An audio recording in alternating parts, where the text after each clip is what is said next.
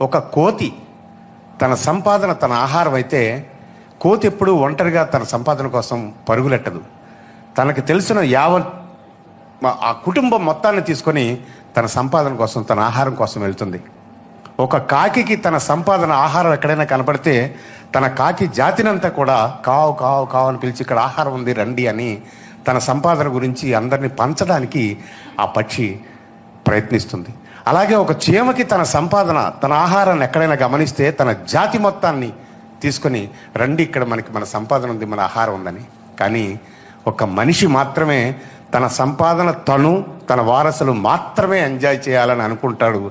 అది అందువల్లే సమాజం ఇంత వెనకబడిపోతుందని నేను గమనించిన విషయం. Service is God, turn to God before return to God అనేది నా నినాదం. పేదవాళ్లే నా కుటుంబం, పేదవాళ్లే నా పేరెంట్స్ అనేది నా ధ్యేయం, నా మాట.